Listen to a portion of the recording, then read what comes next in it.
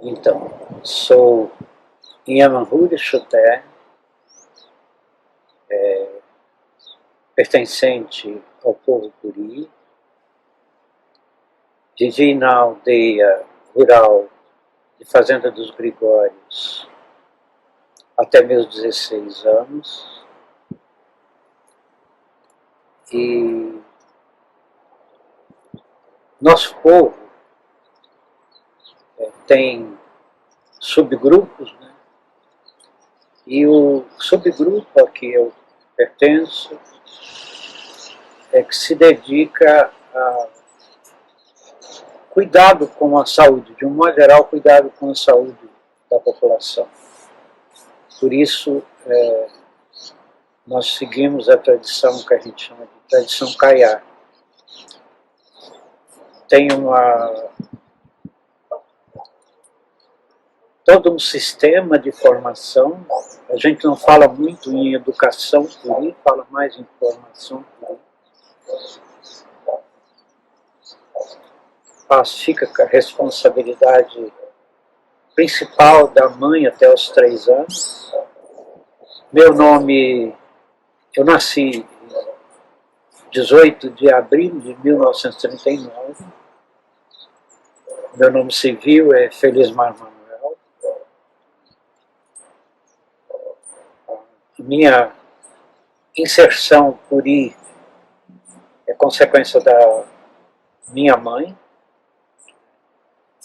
da tradição Curi. A minha formação. Eu tenho minhas primeiras formações acadêmicas é na área de ciências humanas. Eu fiz filosofia, teologia, depois doutorado em filosofia da religião, e depois eu me voltei para a área da saúde, fazendo também o bacharelado em fisioterapia, mestrado em motricidade humana, com foco em relacionalidade, né? Questão relacional nas terapias. Trabalhei aqui no Rio de Janeiro durante 38 anos em rede hospitalar e em universidade. Lecionei durante 20 anos na Unigran Rio, alguns cursos no IBMR, na Faculdade de Ciências Médicas e Paramédicas Fluminense.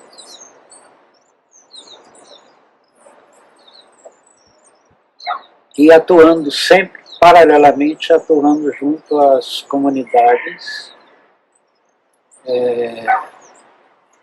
da periferia, né, dos grandes centros.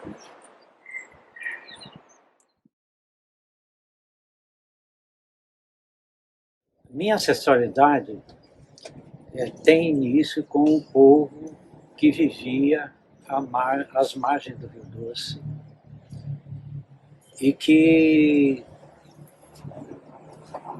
questões que incomodavam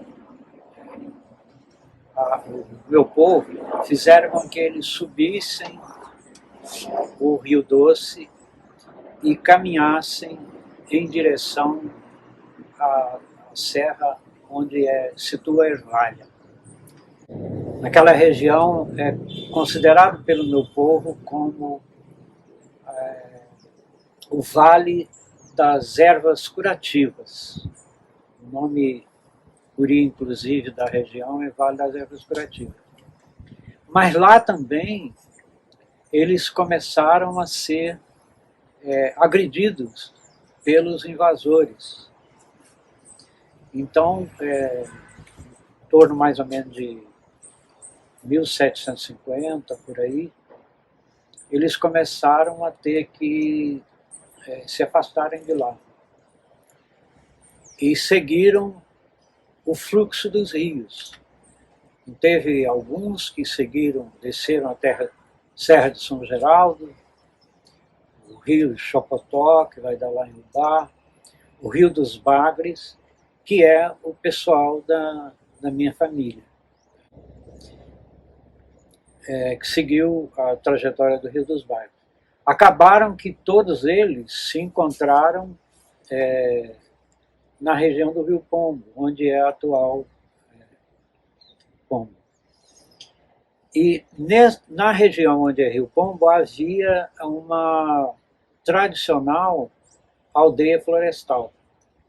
Foi dessa aldeia que a minha bisavó foi raptada por fazendeiros portugueses. Ela era ainda uma pré-adolescente e passou por aquela violência de ser batizada sem anuência nenhuma, né, sem consentimento, e ela não aceitou o novo nome que deram para ela. Na aldeia ela era Perruã, e na fazenda onde ela ficou, ela começou a receber uma certa proteção de um dos escravos da fazenda, que também passou pela mesma história de ser batizado, receber o nome cristão sem pedir, né? E dessa amizade desenvolverem junto, acabou surgindo um casamento, né? Então os dois adotaram nomes que eles acabam sendo os meus bisavós maternos. Então ela passou a denominar-se Indira Curi e ele Tongo Mina. Tiveram os 3 filhos. Quando veio a libertação dos escravos, eles se estabeleceram lá mesmo na região do Rio Pombo, e lá os filhos receberam educação. Eles diziam padres lazaristas. Eu não conheço muito bem qual é essa ordem que é chamada lazarista. Me parece que são os São Vicente de Paulo. E dessa primeira geração, né, eu chamo de primeira geração os filhos da minha bisavó, o tio Deco, que aprendeu fundição,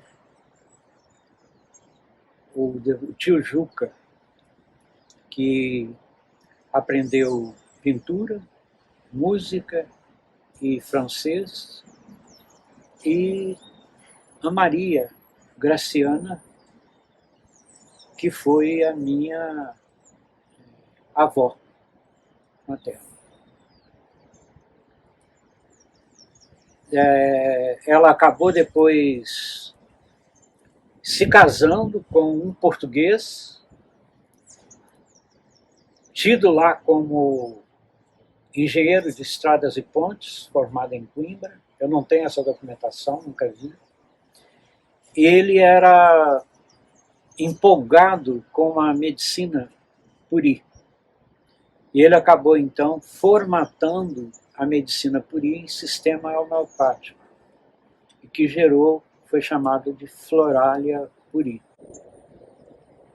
E é exatamente esse trabalho dele que foi a ação afirmativa que serviu para ele ser aceito como marido da Maria Graciana, a minha avó. Dessa união, eles tiveram vários filhos, né, além da minha mãe.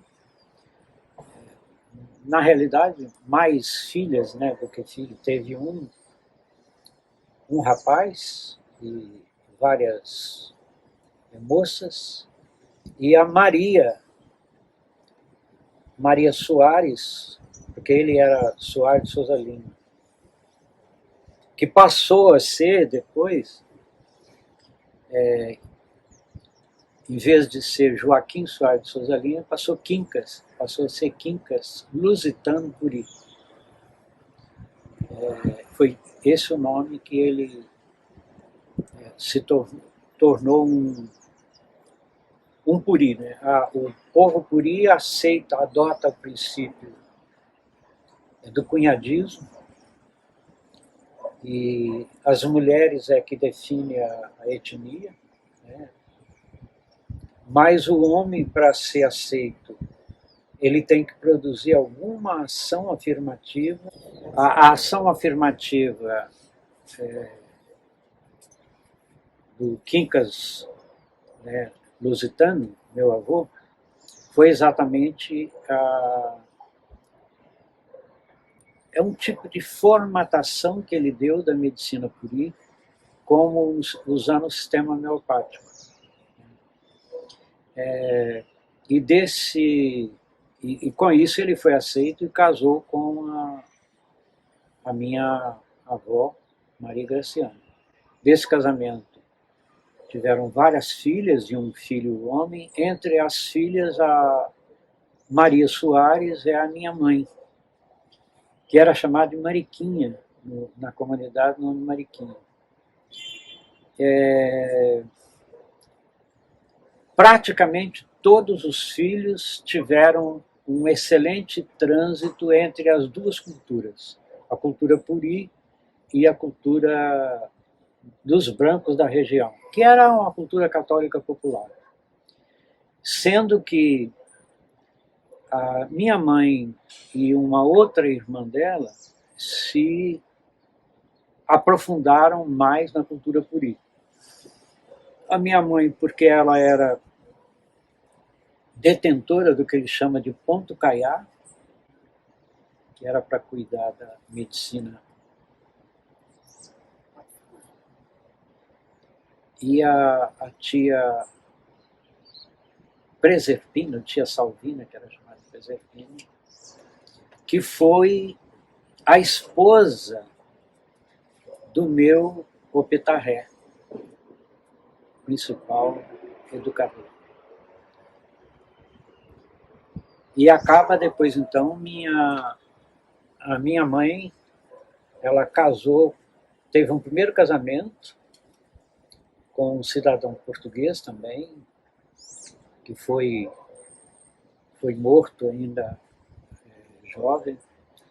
Então ela ficou viúva com 4 filhos e casou com meu pai, um descendente italiano, também viúvo com 5 filhos. Desse casamento dos 2 viúvos, tiveram mais 6 filhos. Eu pertenço ao segundo casamento. E o interessante é porque no ambiente onde eu fui criado, na fazenda, né, meu pai era fazendeiro, era dono da fazenda dos Gregórios, que era chamada dos Gregórios, às vezes chamada de Fazenda dos Guilherme, mas na realidade era Fazenda dos Gregórios, e que dos Gregórios, porque tem relação lá com aquelas dotações de terras que fazia-se, a gente não sabe exatamente quem foi esse Gregório.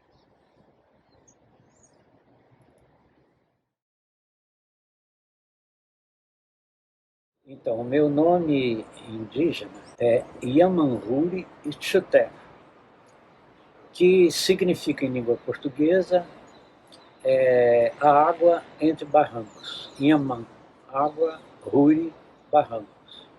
Itchuté é bonito, tranquilo, agradável, tem algum significado. Mas a ideia da nossa região é córrego tranquilo. O córrego é água entre barrancos, né? Córrego é água entre barrancos. Como eu recebi esse nome, né? quando eu completei os 7 anos, né, do nascimento até os 7 anos, a nossa formação é feita pela mãe e pelo Opetarré. Né? De 0 a 3 anos a gente fica muito sob os cuidados da mãe, sem estar ausente o Opetarré.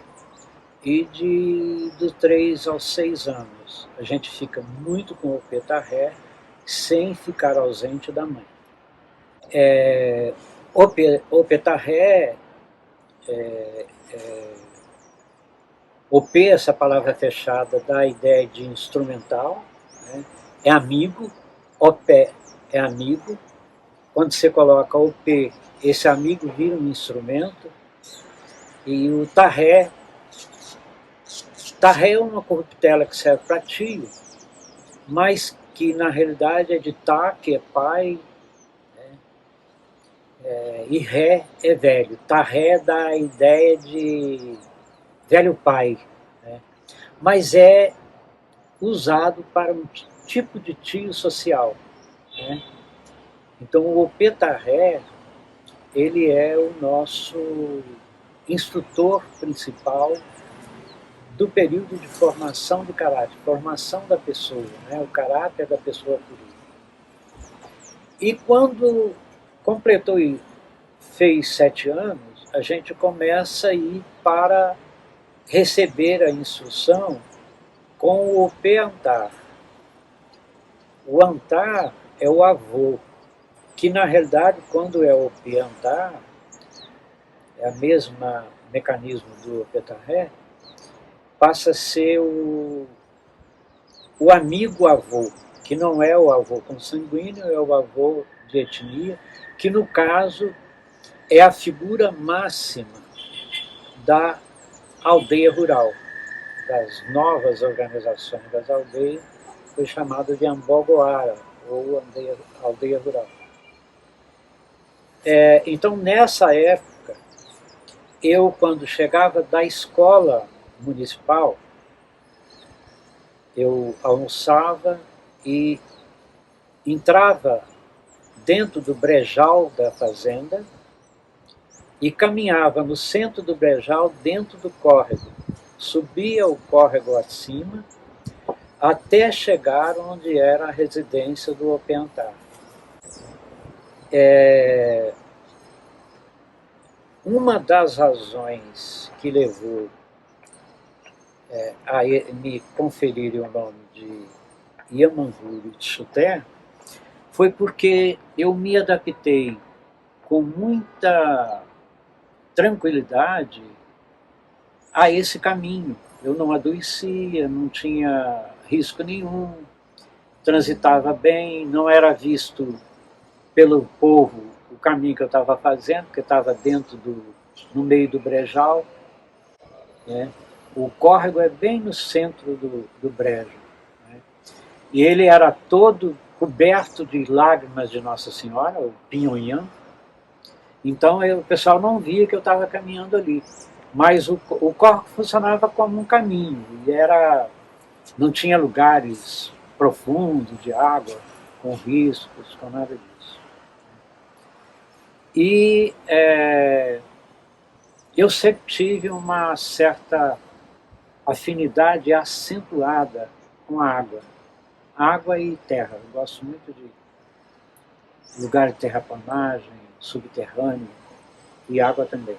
Não água salgada, mas água doce. E então começaram a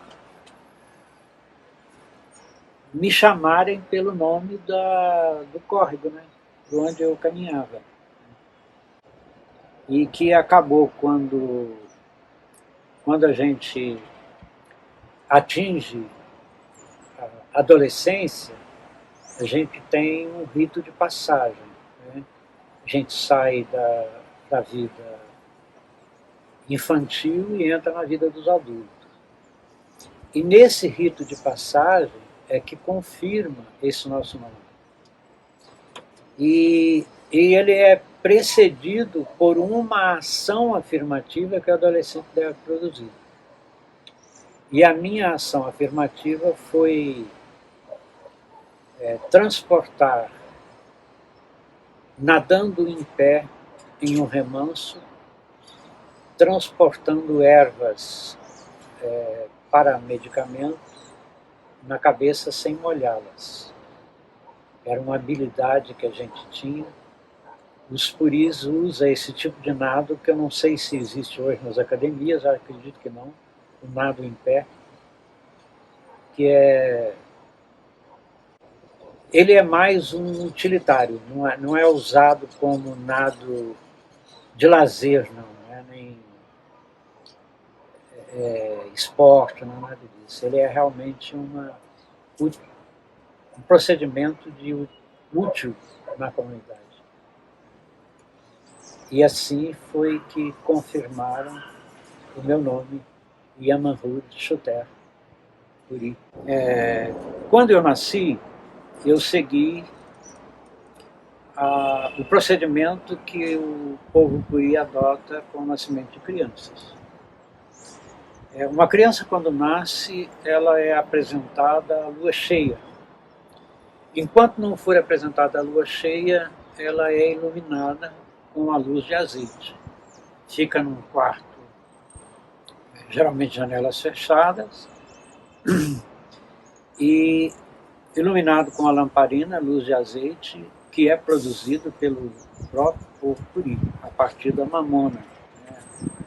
Alguns lugares chamam de carrapateira. E eu passei por essa cerimônia Puri, fui apresentado à lua, quando a mãe dá um nome provisório, que eu não lembro qual era esse nome provisório que eu tinha. Eu lembro do nome provisório do meu irmão, mas não lembro do meu. Qual era? E assim que a gente nasce, o índio Puri tem um costume interessante. Porque todo ano, por ocasião daquela data que você foi apresentado à lua cheia, a mãe, que seria mais ou menos a nossa ideia de aniversário, a mãe senta diante da criança e conta para ela toda a história da vida dela, desde a gravidez da mãe até aquela data daquele dia. Então, todo ano isso se repete, vai atualizando. E depois de adolescente, a história da ancestralidade é passada para os jovens por ocasião da festa da primavera, que é a estação das flores.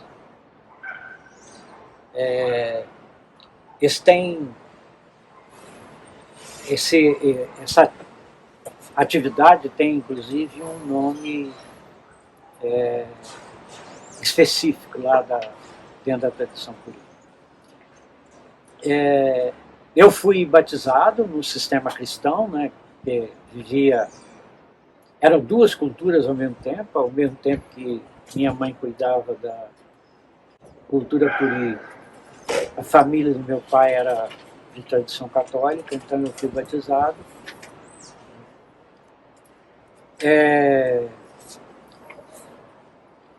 Permaneci recebendo instruções até os meus 6 anos, minha mãe e meu betarré, e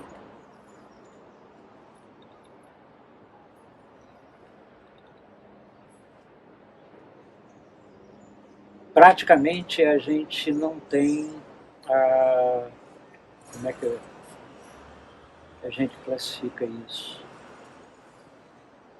O padrão de creche, né, não é pré-escola, essas coisas que os brancos usam, o índio não tem essa característica, porque ele tem uma nítida certeza que o que ele vai aprender de 0 a 6 anos é que vai ajudar na formação do caráter dele como índio.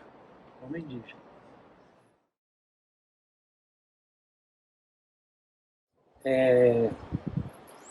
Eu nasci dentro do ambiente da aldeia rural, né?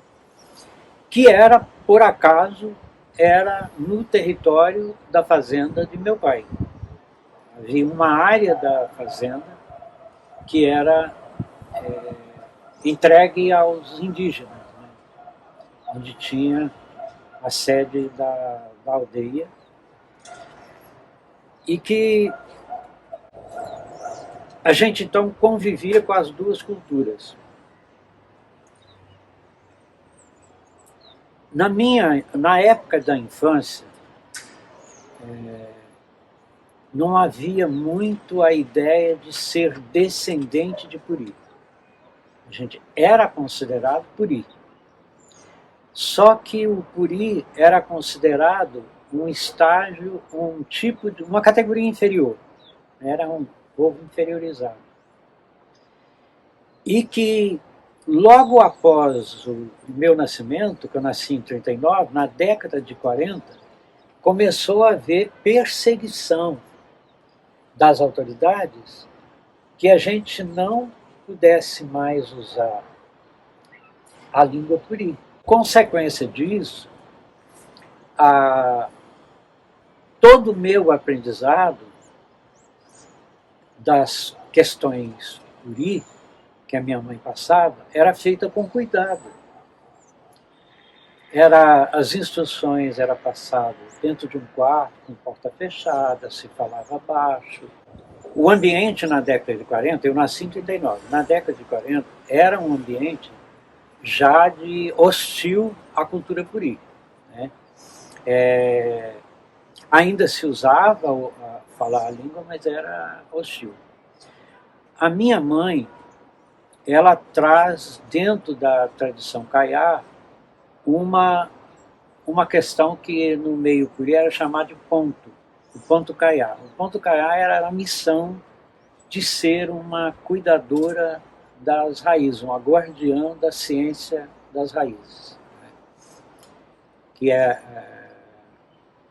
Só que minha mãe não lidava bem com esse aspecto, né, de trabalhar, de ter transe para entrar em contato com o guardião, para passar instruções, ela não gostava disso. Ela era, de todas as filhas, né, da minha avó, ela era a única que tinha a marca no rosto, pintura permanente no rosto, não era pintura ritual, não, era pintura permanente no rosto, em consequência dessa tradição que ela deveria seguir de ser uma guardiã das raízes. E que foi uma questão que depois ela passou para mim, quis passar para mim. Não há um ritual de passar, há uma intenção de passar. E essa intenção é transferindo para a gente o pedaço da raiz que ela recebeu, né? Recebeu lá do ancestral mítico que ela passou para mim. Então, ela tinha muito cuidado de passar as instruções Puri para mim, mas por causa dessa missão que ela achava que eu deveria cumprir. Mas, de um modo geral, o ambiente hostil não era pela cultura italiana.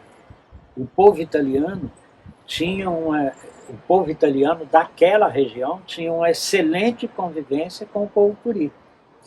Respeitava a língua Puri. As perseguições, elas vinham das autoridades políticas da cidade.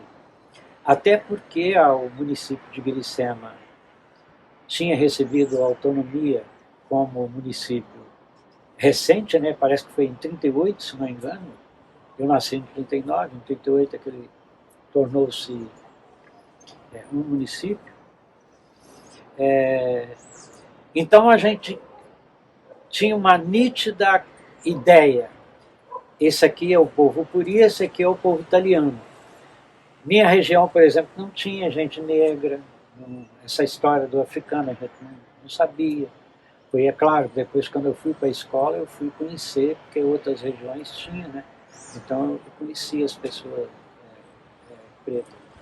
Então havia um cuidado grande da mãe em, quando transmitia os conhecimentos puri, em falar em voz baixa, ser no quarto tendo certeza que a porta estava trancada. Né? É claro que à medida em que eu fui me apropriando do ensinamento que ela passava, eu fui tomando consciência que o povo puri era considerado pelas pessoas consideradas importantes na localidade, nós purinos era considerado como uma categoria inferior. Né?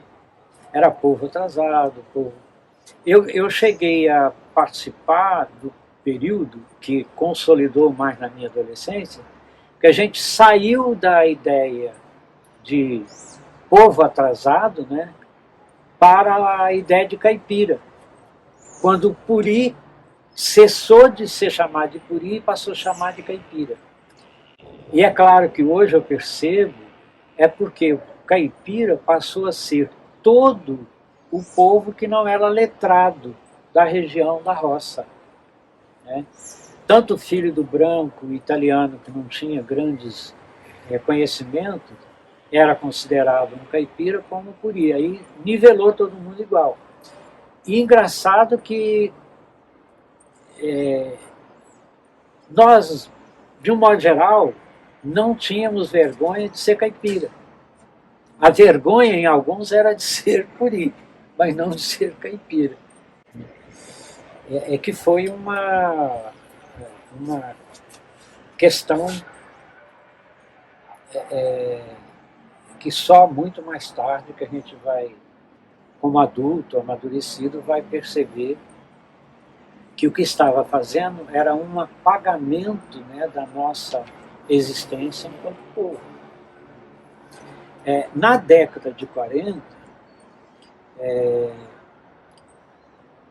a proibição do uso da língua puri, né, ele primeiro tinha um ambiente hostil ao uso, né, e que torna-se depois proibido na nossa região, mais ou menos em torno de 1947. Ser puri na minha região, a região onde eu cresci, né, e me instruí, a gente tinha consciência que era puri, não havia uma negação da nossa identidade. A gente sabia que era puri. Só que na região se falava, os intelectuais falavam a língua brasílica também, que é o Nhanhangatu. E naturalmente que como era um local de predomínio dos fazendeiros italianos, se usava muito também o italiano. Embora houvesse a perseguição contra a língua brasílica, não havia nenhuma perseguição ao uso do italiano, que o povo italiano falava. As autoridades da região não tinham muita noção se o que a gente estava falando era a língua brasílica ou se era o puri. Então, quando criou-se aquela indisposição contra o uso da língua, que acabou lá em 1947, virando uma proibição mesmo do uso, oficialmente era proibindo o uso da língua brasílica, do Nhanhangatu, e queria valorizar a língua portuguesa. Só que como as autoridades não sabiam muito bem distinguir, inibiu-se também o uso da língua curi. Por essa ocasião, a gente teve uma grande ajuda do tio Juca, que tinha recebido a formação com os padres lazaristas. Ele que nos ajudou usando o recurso da língua portuguesa, montou um roteirozinho de uso para nós escrevermos o falar curi, que é uma língua oral, usando os recursos da língua portuguesa. E nós nos comunicávamos entre os curis usando esses bilhetes. O interessante porque toda a família curi da região tinha o cuidado de, aos 7 anos, enviar as crianças para a escola municipal para aprender o que era o conceito. Era aprender a ler, escrever e contar. Eram as 3 coisas. Que era o curso chamado de Fundamental Comum, que era mantido pela prefeitura. O 4º ano primário, que era completar o ensino primário, era feito no grupo escolar da sede do município em Biricema. Não tinha outro local. Então, os que podiam, como eu depois fui lá fazer o 4º ano na sede do município. A gente caminhava a pé 7 quilômetros, todo dia, para 7 horas da manhã já está lá. A aula começava às 7 horas. Então, nós escrevemos, aprendemos a escrever como se pronuncia. No nosso livro, a gente reproduz esse mesmo sistema, foi orientado pelo tio Juca, né? E que tem uma preocupação de escrever como era pronunciado, escrita pronunciada. E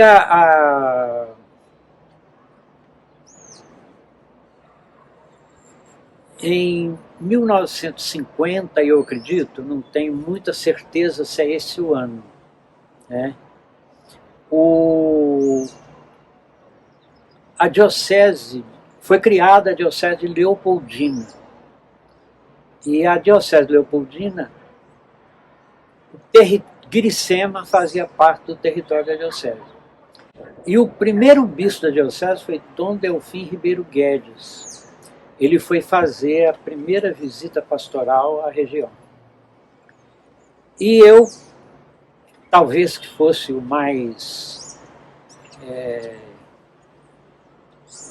falante da turma, refestelado, sei lá, eu tinha alguma coisa lá que era...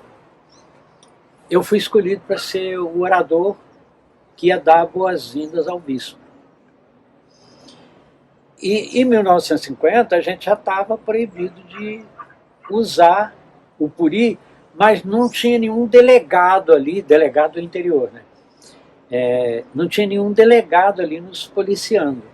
Então eu aproveitei, no discurso de boas-vindas do bispo, de pedir licença às autoridades presentes e me dirigir ao povo puri em língua puri. Então eu tenho, dentro do discurso em português, eu tenho um pequeno trecho que é feito em puri, me dirigindo ao povo puri que estava presente na festa de boas-vindas. Havia, nas festividades da região, naturalmente eram festividades católicas, né, porque era predominava italiano, mas havia sempre uma participação de puri. E nas cerimônias puri, havia sempre uma participação de italianos. As 2 culturas tinham uma convivência muito boa. A ficha caiu só agora, cara, para a maldade que isso representava.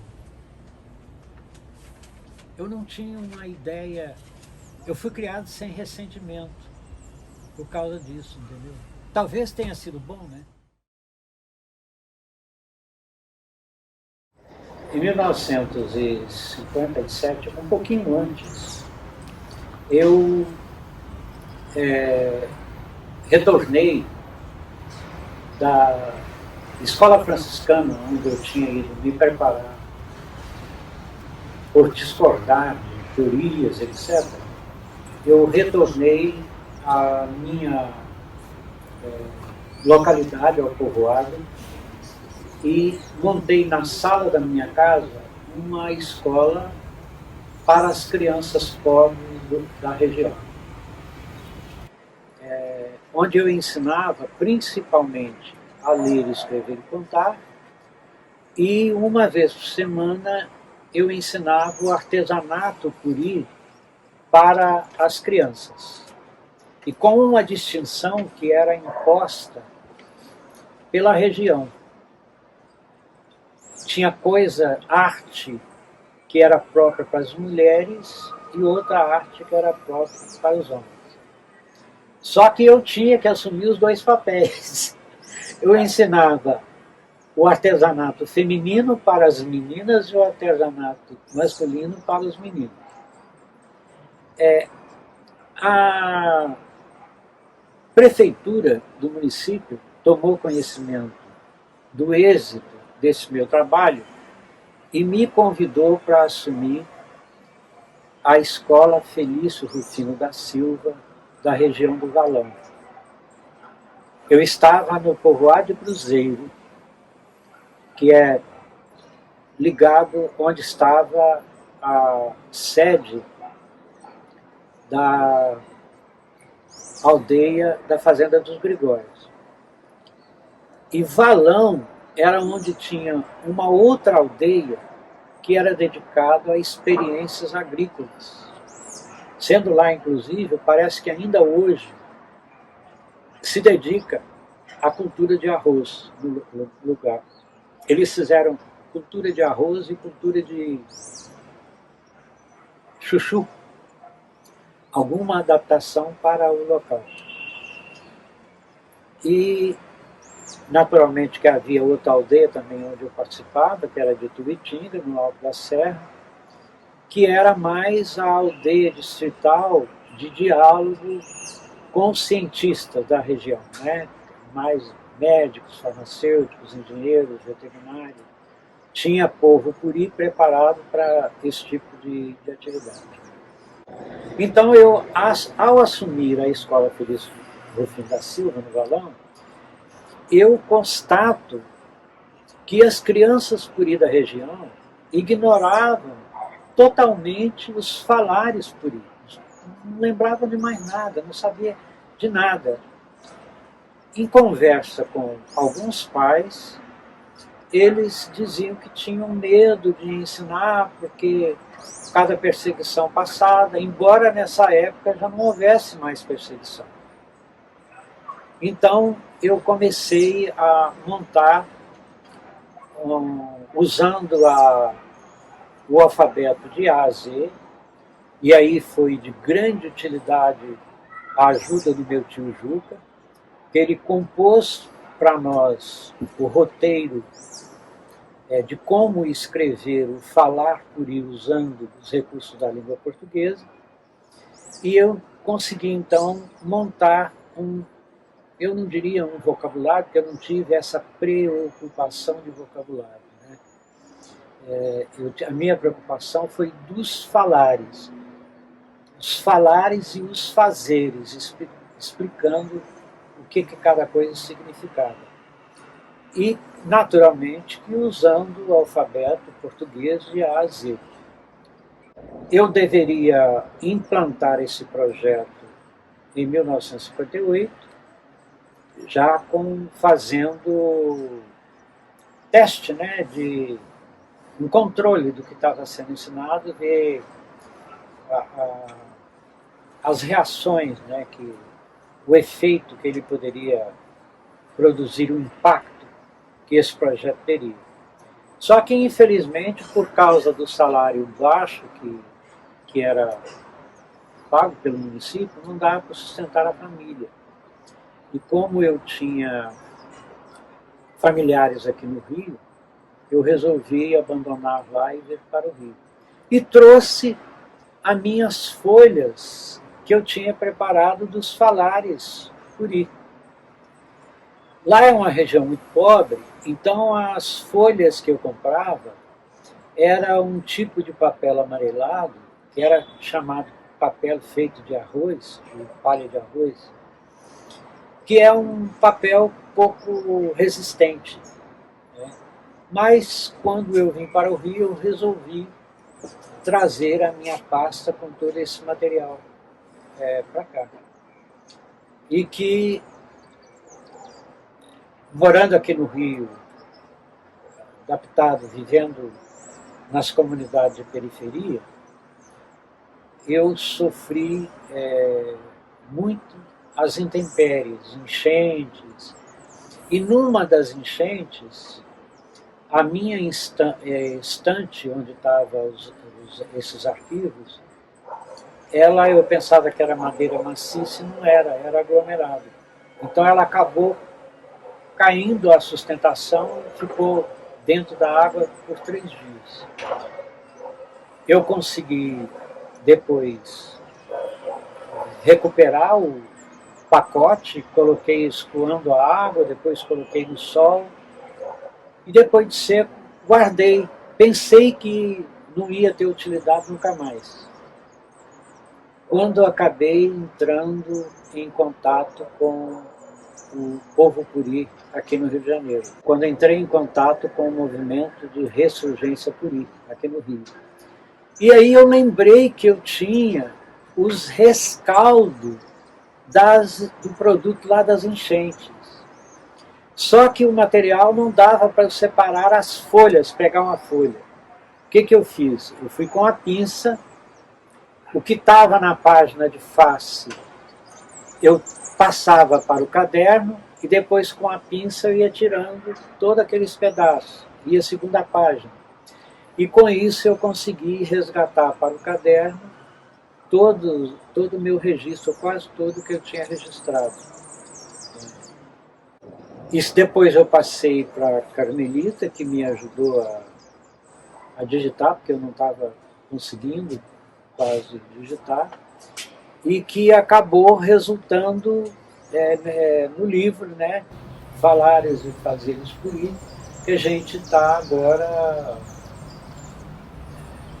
trazendo ao lume graças a esse trabalho aí da FAPERJ, né, professora Tânia,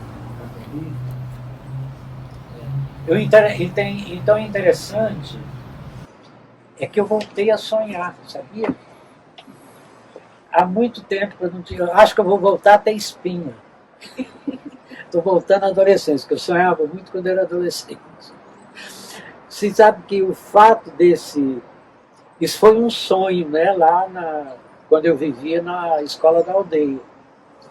Realmente é um sonho que está virando realidade, não se perdeu. Agora, o mais interessante é que é interessante a gente saber, quando eu digo, se eu disser eu falo Curi, eu estou querendo afirmar que eu tenho fluência no uso da língua. Eu acho que nós temos que treinar essa fluência, senão não há falar Curi. Né? A gente tem conhecimento da língua, tem bastante material, mas precisa treinar a fluência no uso.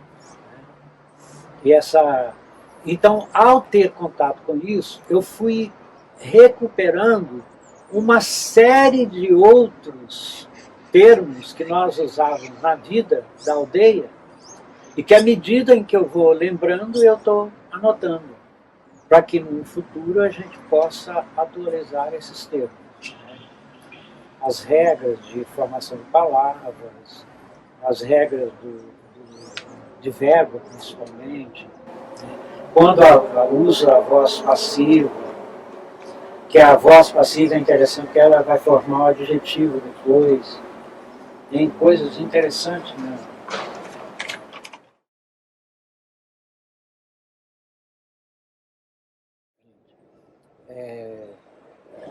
A gente, quando fala em Ambogoara, que é o termo que nós usávamos para as aldeias rurais,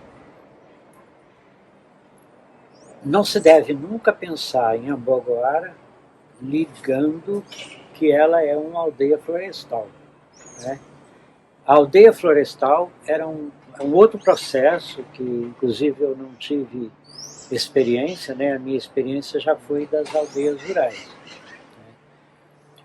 O povo Curi,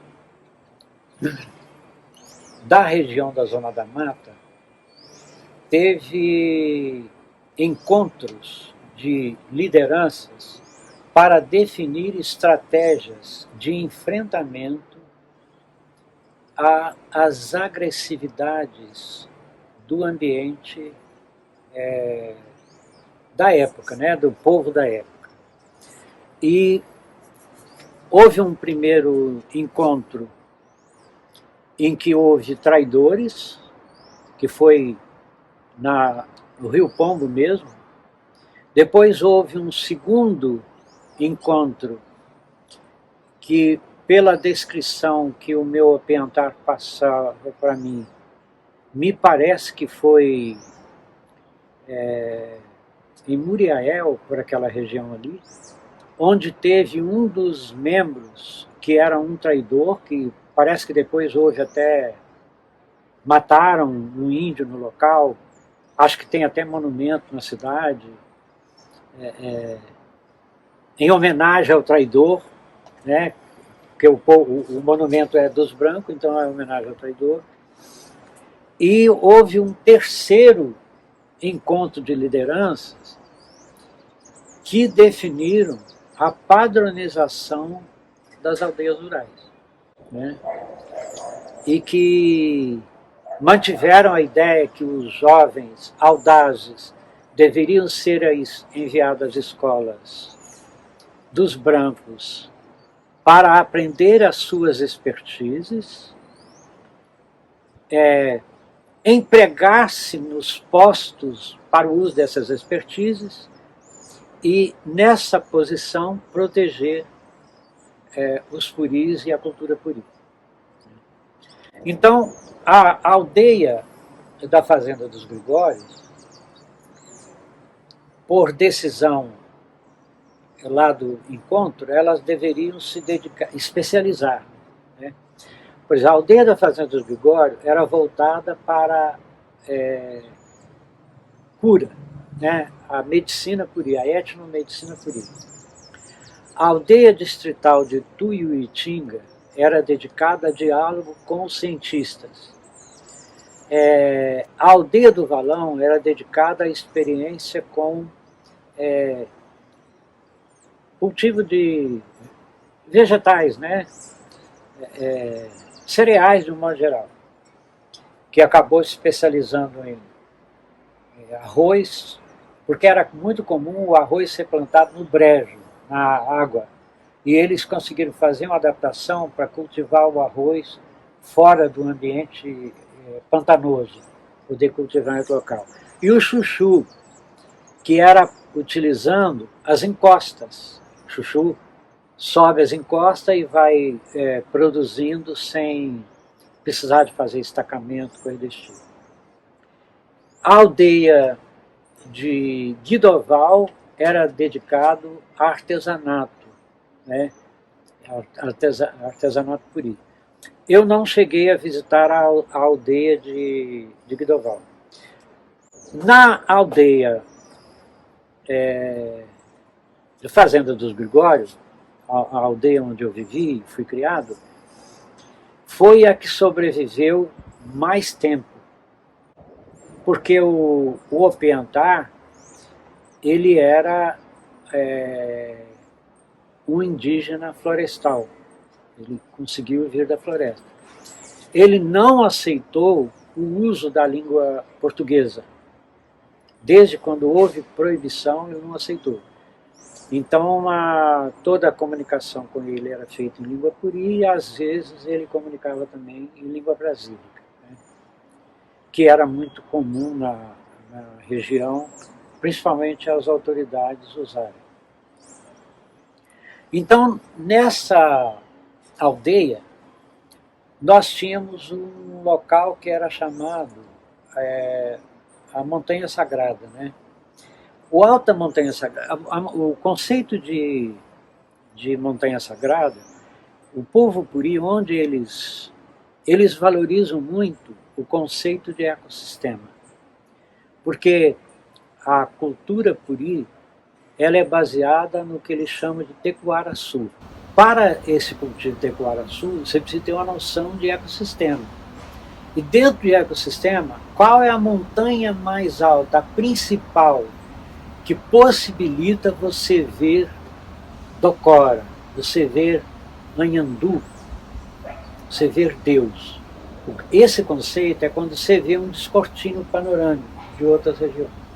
E a nossa região tinha essa montanha sagrada.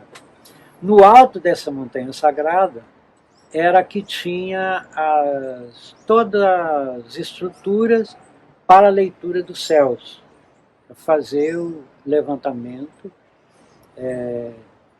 das orientações astronômicas e etc. E houve, eu não sei muito bem a razão, havia perseguição a um grupo de pessoas que predominava camisas verdes. Se não engano meu, eram integralistas, o nome dessas pessoas. E eles, meu pai dava cobertura de esconderijo a alguns deles. E eles ficavam no alto da Montanha Sagrada. E eu era criança encarregada de levar água, levar café, levar comida para eles lá nessa Montanha Sagrada, que é o Aguirrá, né? Aguirrá é esse topo mais alto, etc., onde eles tinham esse descortínio de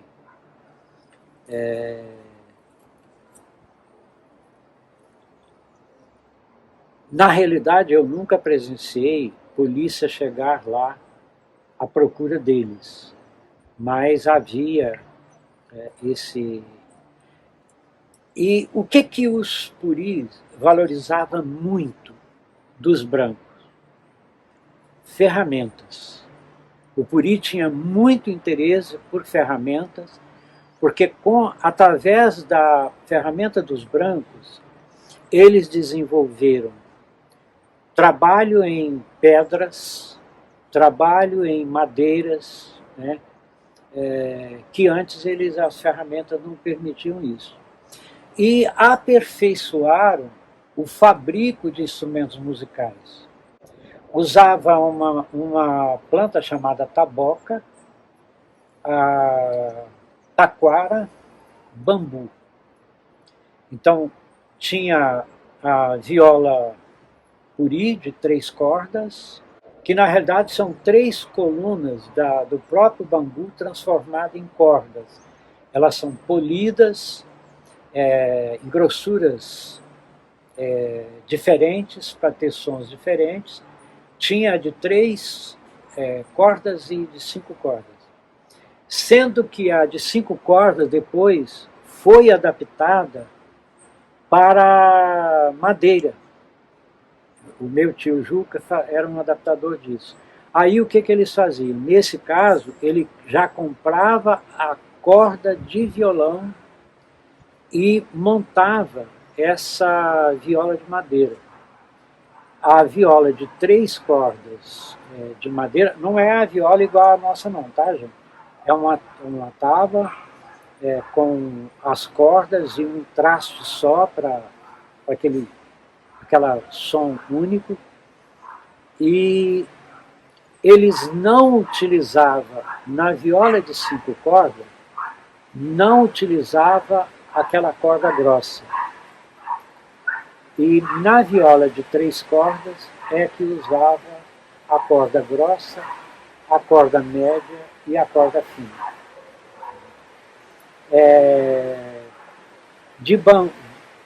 Usando o bambu, a taquara e taboca, se fabricava flauta, a viola, como eu disse, tinha o gridine, que era tipo de chocalho feito de cabaça ou de coité, usando pinhonhã dentro, né?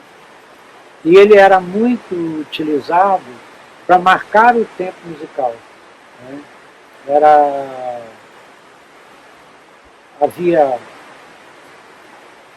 alguns instrumentos parecidos com o reco-reco, né, que eram as madeiras com talhos e com a paleta que era também utilizado para marcar.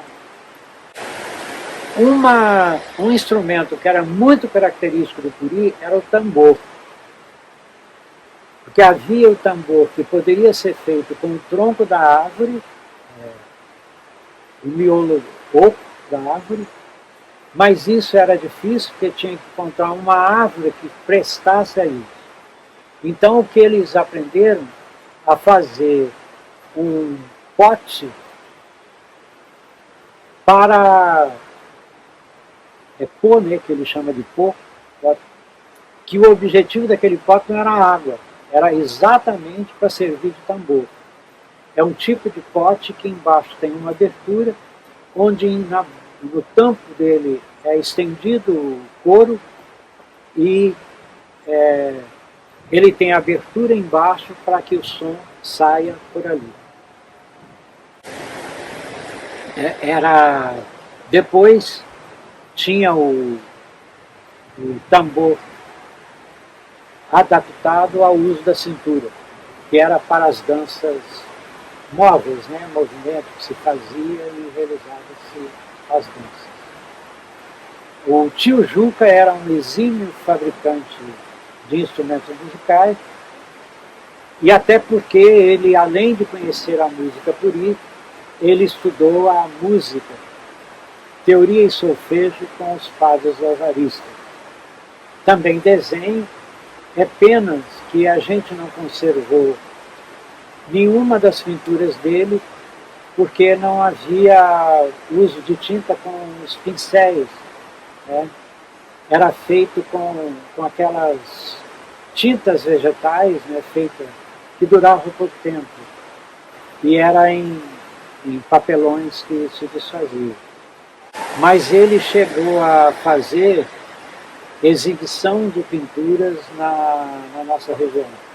Em toda a exibição de pintura que ele fazia, ele tinha uma dobradura, que começava com uma viola dobradura, à medida que ia abrindo, ela terminava depois com uma índia tomando banho no rio, que eu hoje faço associação com a figura das iaras, né? Moças d'água. Uma decisão importante do encontro das lideranças, né, que aclarou as estratégias que deveriam ser usadas, eu percebi uma fragilidade que fica muito mais nítida agora, né, que não houve uma preocupação em definir propriedade de território. Dos encontros das lideranças, não houve nenhuma reclamação de um território para mim, né? Eles foram sendo passivos, à medida que sendo excluído, ia perdendo as terras e ficava por isso mesmo, né?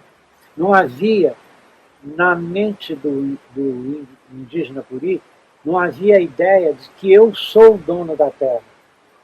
Ao contrário, a terra me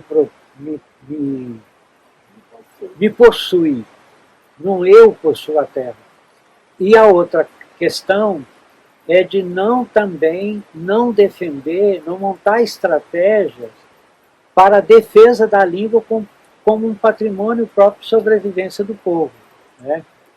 Que ela surgiu por necessidade, mas não como uma coisa planejada.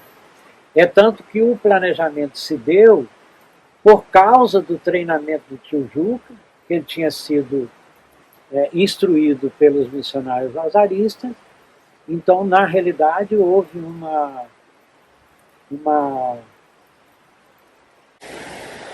uma oportunidade, né? Foi oportuno aquele saber e ele montar a gente para isso quando surgiu.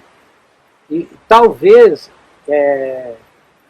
a, a inquietude, né, de intrepidez, audácia, sei lá o quê, que a gente teve, que hoje, por exemplo, eu penso como eu devo ter sido terrível para meus pais na minha fase pré-adolescente, de eu ter a audácia de fazer uma saudação em Puri num ato público.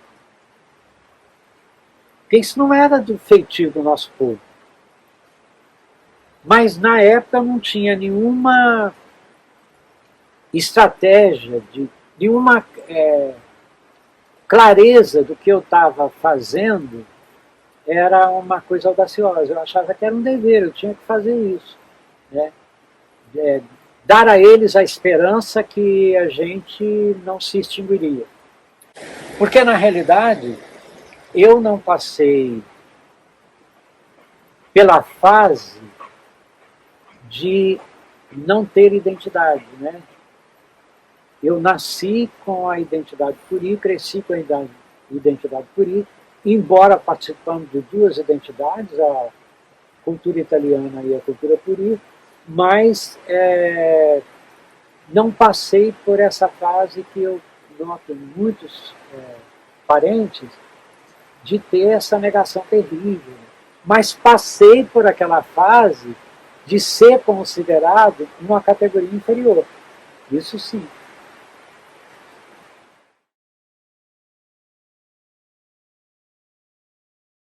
Então, uma questão importante é considerar no povo Puri, principalmente considerando a aldeia da Fazenda dos Gregórios, era a leitura dos céus. Né? A cultura Puri, de um modo geral, valoriza muito as fases da Lua. Né? E é através das fases da Lua que se administra a dinâmica do dia a dia da vila, da vida dos povos na aldeia. Né? Então, a lua nova, ela marca o início da lunação, que a gente considera o mês lunar.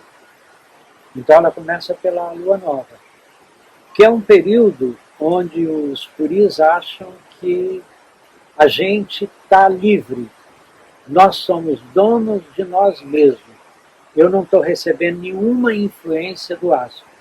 Então eu posso ser o eu autêntico. Então ela tem um certo quê de mística religiosa, de mística espiritual. Naturalmente que depois tem a lua vindo, né, a crescente, e ela começa a interferir de um modo geral favorável àquelas coisas que eu quero que progridam. Os puris interpretam tudo aquilo que eu quero que progrida, eu vou utilizar a fase da lua vindo ou a crescente. Depois vem a lua cheia, é importante na vida das aldeias porque é o período dos festivais. É o período que se festeja as questões, que se alegra, que se dança. Né? E nessas festas de lua cheia, principalmente, tem muito o congraçamento entre a cultura puri e a cultura dos italianos. Eu não sei se eu posso falar que a cultura dos brancos da região é a cultura do italiano. Embora ela seja predominantemente influência italiana, mas ela não tinha uma marca de ser italiana. Né? Ela é tanto que depois a população se assumiu caipira, né? Aqueles descendentes todos se assumiram caipira. E é claro que depois dessa lua cheia vinha a lua indo, né? Que é a minguante. que a dinâmica é quando alguma coisa que você quer que extinga, que não progrida, que você utiliza a força dessa luz. O interessante é a gente perceber qual local que se faz a leitura dos céus, né? Quando se faz a leitura dos céus? O povo Buri tem uma consciência de astronomia, né? Uma astronomia rudimentar. Então, a ideia da montanha sagrada ela é muito útil para isso, porque o Aguihar é o topo da montanha onde é montada os locais para que na estação do inverno a gente tem duas estações que são importantes a gente ver a marca que ela traz. Tem uma estação que é a noite mais longa do ano. Ela é próxima a 24 de junho, que é o inverno, né? E tem um dia que é o dia mais longo do ano, que é o dia 25 de dezembro, que é outra estação, né? A estação do verão. Nessa noite mais longa do ano, é o período em que os sábios da aldeia estão acampados na Aguihar, no alto da montanha sagrada, para fazer a leitura dos céus e de suas interpretações trazerem as informações de como proceder da comunidade durante o ano.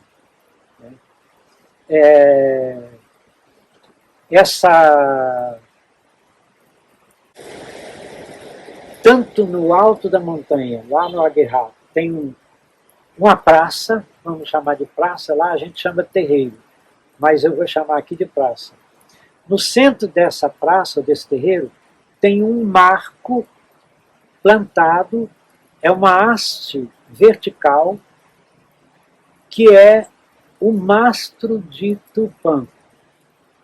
É um local, todo local que tem praça do povo Buri tem um mastro erguido. Isso é interessante para a união dos puris com os cristãos, porque eles passaram a considerar a haste vertical da cruz como o mastro de Tupã. Então eles ficavam tranquilos, não importa ter o braço horizontal, mas o que eles valorizavam era a haste vertical. Por que isso é importante? Porque é através da sombra projetada pelo Sol, a sombra desse mato projetada pelo Sol, é que eles conseguem marcar as horas do dia e as estações, né, do ano, as 4 estações do ano. Então, os puris comemoram, né, o tempo da festa da luz, que é o período do verão, o período da festa dos frutos maduros, que é o início do ano, no outono, o período da liberação das sementes, que é o inverno, e o período das flores da juventude, que é a primavera. E durante principalmente, essa junção da cruz aí, sendo ao mesmo tempo o símbolo puri pela haste vertical e o símbolo dos cristãos pela cruz redentora, como eles chamam, fez com que muitas comemorações puris fossem introjetadas no ambiente católico e muitas festejos católicos fossem introjetadas no ambiente puri. Por exemplo, a dança dos caboclos, a dança no mastro de Tupã, ela foi muito utilizada pelo treinamento que eu fazia na escola com os alunos, ela foi transportada para a escola da professora Maria da Glória Lessa nas festas de São João, que era feita por ocasião da 24 de junho. Né? Na festa de São Sebastião, que é no mês de janeiro, tinha dentro da capela, eles afastavam todos os bancos e tinha uma dança circular dos índios em homenagem a São Sebastião. Eu não sei, engraçado, São Sebastião era tido por eles como um santo indígena. Os puris ignoravam se ele era cidadão romano, era um indígena. Talvez pelas flechas, né? Por ter sido sacrificado pelas flechas. São Sebastião, ele é um santo que agrada a muitos, né? Inclusive, atualmente, ele agrada ao mundo gay, por exemplo. Eu acredito pela beleza do jovem, né, o jovem exposto. Né? E ele assume também uma postura de deslumbramento. Né? Agora, não há sincretismo, tá, gente? Não existe sincretismo puri, nem sincretismo dos católicos com o puri.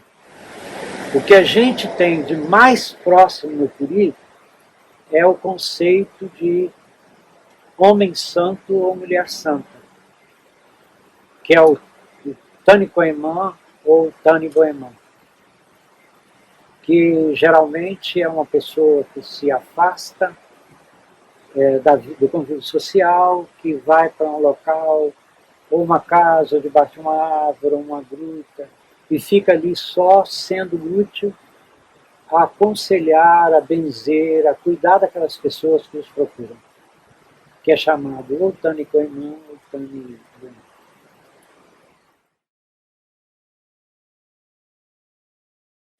Tecu é paz, Ara é coletivo, Su é plenitude. Então, Tecuaraçu significa todos os sistemas em paz, formando a plenitude da vida dos viventes de uma localidade. Ele tem muita vinculação com o ecossistema. Uma característica, é muito perguntado às vezes se os índios puris tinham uma religião. A minha observação é que o puri não tem uma religião. O puri tem uma religiosidade atitudinal, mas não é um sistema religioso. O que nós aprendemos desde a infância é que nós temos que ser sujeito ativo do equilíbrio de todos os seres vivos da localidade onde eu vivo. A localidade onde eu vivo, a natureza me possui junto com os outros. Nós somos parte do sistema. Porém, compete ao indígena, que é um animal pensante, diverso dos outros, construir, identificar, construir, proteger, lutar para que haja a paz em cada sistema presente na localidade. Então, Tecuaraçu depende como é que eu pratico a Tecuaraçu. Eu pratico a Tecuaraçu tendo uma atitude de paz com o sistema onde eu vivo, com todos os sistemas onde eu vivo. A ideia... Eu acho que a ideia que nós temos na modernidade de ecossistema, eu não... Talvez tenha aí, possa se fazer uma convergência com a história de bioma, mas isso é uma coisa a estudar futuramente. A gente não tem uma ideia se... Como é que funciona o bioma e o ecossistema. Mas com o ecossistema, a ideia está bem presente na vida do indígena Curi. Nós somos praticantes da Tecuaraçu. Desde a infância nós aprendemos isso. Isso traz coisas interessantes. Por exemplo, na nossa aldeia, nós tínhamos o animal tatu. Acho que a maioria das pessoas conhece tatu. E tem até muita lenda, eu acho que lenda ou mito, não sei, que faz sobre o sangue do tatu, que eu nunca encontrei com o nosso povo de floresta, nem com nas 3 aldeias onde eu convivi. O tatu poderia ser uma carne comestível. Aconteceu um episódio na nossa região de uma tempestade muito grande, e a tempestade das enxurradas, a erosão do terreno atacou o território de um cemitério, o cemitério dos Brancos. E a erosão expôs uma sepultura onde se constatou que o tatu tinha violado a sepultura para comer o miolo do defunto. A partir daí, nenhum indígena da nossa região admitiu mais comer o tatu. Fala-se que às vezes comia carne de cabeça de miolo de macaco. Curi da nossa região, nenhuma aldeia não come carne de nenhum animal que olha para o céu. Tudo por quê? Por causa desse conceito da atitude da Tecuaraçu. Essa paz de cada sistema. O tatu tem seu sistema, o macaco tem o seu, o porco tem o seu, o ser humano tem o seu, as aves tem o seu. Nós temos que ter a ideia, esse somatório de sistema se harmonizando em plenitude, gerando o equilíbrio da vida. Por isso que é muito comum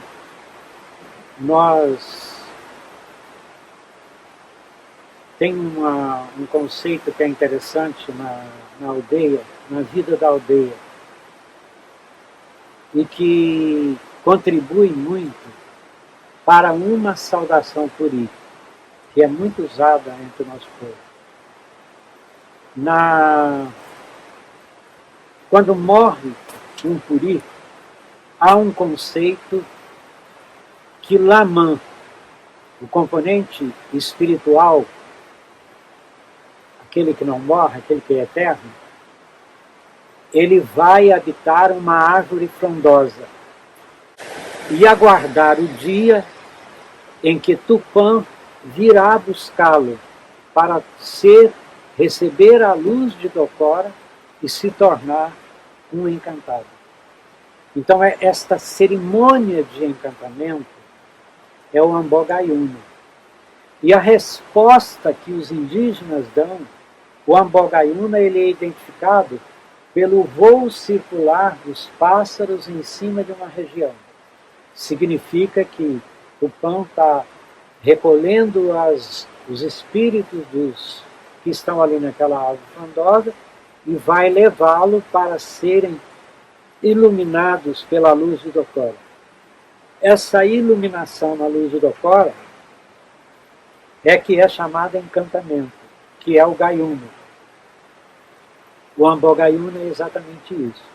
E a resposta que o povo curi dá cá embaixo é cantando festivamente o Penuari, que é um gesto de gratidão. E em todos os encontros, né, em todas as vezes que a gente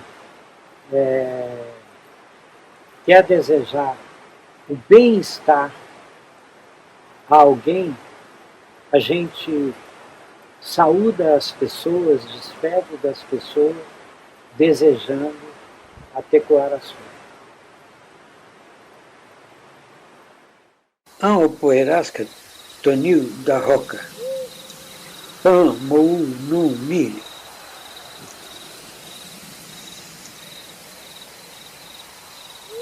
Timbora tou ré, ambo maru ré, agnambote, maru mache. Timbora tou ré, ambo maru ré, agnambote, maru mache. O manu tou ré, o manu alugue ré, o manu tou ré, o manu alugue ré. Timbora tou ré, ambo maru ré, agnambote, maru mache. Timbora tou ré, ambo maru ré, agnambote, maru mache. O manu tou ré, o manu alugue ré, o manu tou ré, o manu alugue ré.